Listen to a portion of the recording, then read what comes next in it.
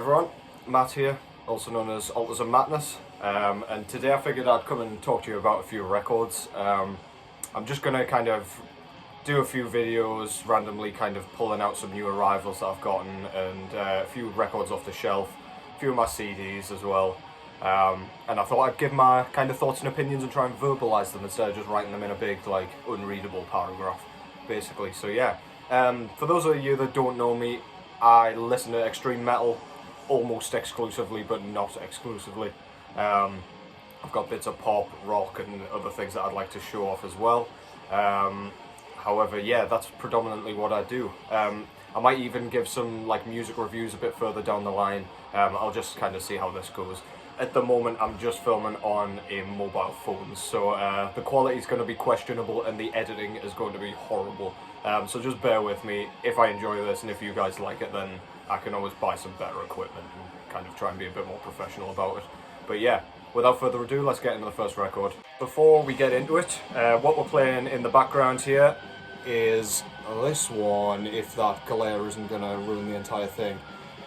This is Black Thrash Unit Destroy 666 with their 2016 album Wildfire. This was released through Season of Mist. Punchy, raw, aggressive, unforgiving, merciless, brilliant. Really good stuff. It's got a real like infernal feel to it. Yeah, just pummels you for the full runtime, doesn't let up, and then just buggers off back into the abyss. It's wonderful. Give that a listen if you haven't already. It's been a little while for me since I've listened to this one, but yeah, really pleased I pulled it off the shelf. Great stuff. Check it out. I can't tell you how many times I've had to video this and fucking record it, but never mind. I figured I'd start the video off with my favourite album of 2022. I thought that would be a perfect place to start. Start as I mean to go on, I hope. So yeah, this, despite the phenomenal quality of the 2022 albums and just general music quality, this one stood out above all others, blew everything out of the water. Yeah, no question for me. Second album in as many years from international Canadian/US funeral doom duo Dream Unending, Song of Salvation, released through 20 Buck Spin. This is absolutely massive.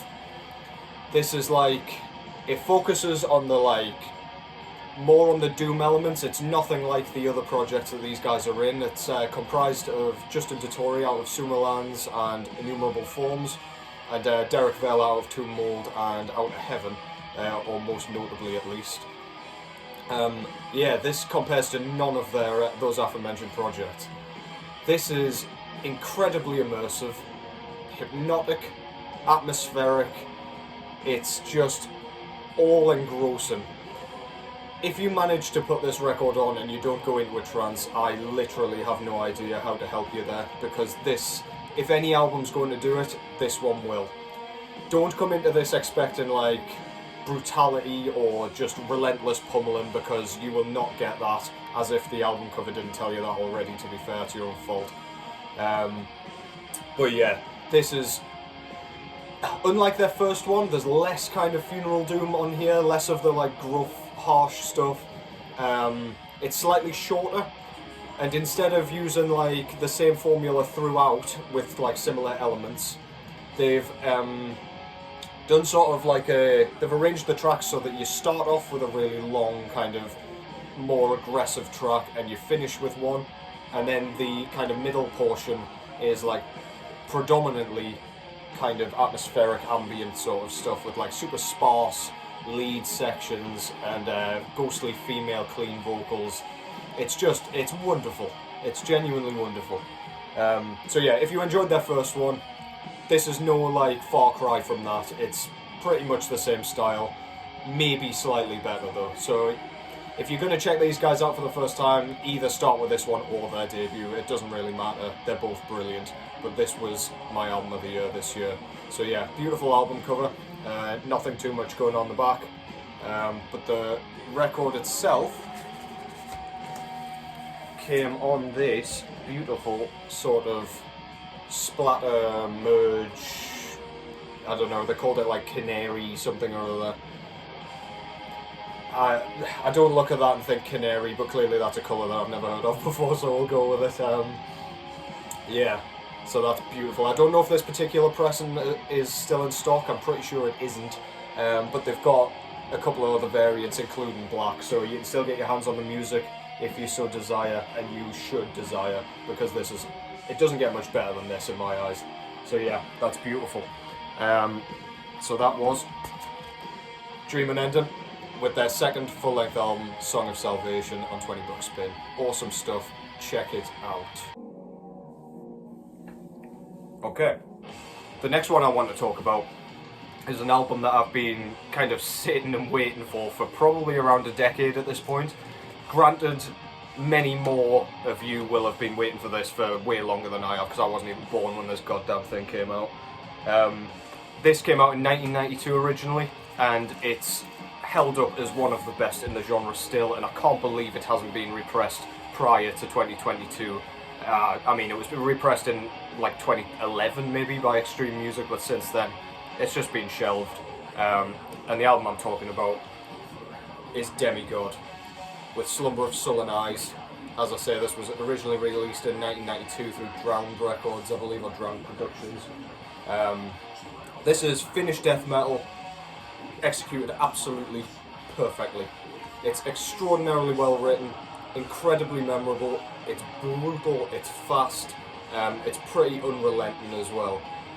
I don't know how this doesn't get the same props as some of the albums that have come out of Finland, because this one is just as good, if not the best of the bunch. This is nowhere near as weird as like a band like Demigod, for example, but it would probably get lumped into like the convulse category if I was to like compare them to anybody.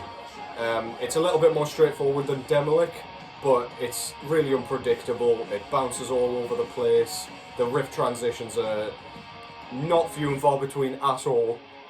It's just brilliant from beginning to end. It's basically a perfect album. If you're not familiar with this one, you like your death metal, go check it out. You'd be forgiven for missing out on this one because it's, as I say, it's quite underappreciated, but get on it now if you haven't already. This one, I was lucky enough to pick it up quite quickly. It's like a flesh vinyl? Let's go with that. It's like a pink white merge sort of colour. Very nice. Smart Records have done a stunning job with this. I was having a conversation with somebody the other day about like recent represses and how labels can sometimes come across as like rushing their repressings, whereas Smart Records have just blown this one out of the water. If there was one album you were going to do a nice job with, make it this one, and they really have. They've knocked out the park here, so yeah, brilliant. Demigod, Slumber of Sullen Eyes, awesome. Now, it kind of annoys me that I'm this impatient, but I cannot seem to put my end of year list out kind of towards the end of December. I'm just too excited to share my thoughts, too excited to kind of share some bands that people might not have heard before on my list, so I kind of put it out around the end of November, beginning of December. The way I see it, to be fair, is that it's hard to appreciate an album in a month, so even if a brilliant album comes out at the end of November, I won't be able to fully appreciate it, in my opinion, until well into next year, so yeah, so I've kind of messed up a little bit on here, but it wouldn't have ended up on the list anyway if I was going to be fair. I try and eradicate recency bias if I can. But yeah, I've picked this one up. This is undoubtedly one of the best albums that I missed off my list that probably would have gone on there normally. And the album I'm talking about is High Command, with their 2022 album Eclipse of the Dual Moons. This was released through Southern Lord Records, and it came out at the end of November, I believe. This is basically crossover thrash, kind of done in the same sort of vein as bands like Power Trip and Enforced. It's super, super aggressive. The vocals are kind of almost black thrashy. I don't know who I would compare them to off the top of my head, but yeah, they're quite raspy, like shrieks. There's lots of little kind of grunts here and there, like to transition the kind of riffs between one another, or like to enter into a solo section, which sounds super cool. The riffs are awesome, kind of on par with their previous record for like songwriting quality. Really just great stuff, really good stuff. Thrash feels like it's kind of dying a little bit unless you kind of mix it with a bit of black metal, or death metal of course. But this is like keeping things going for me. This has been the best thrash album of the year by far, in my eyes. So yeah, that's High Command with Eclipse of the Jewel Moons. And this came on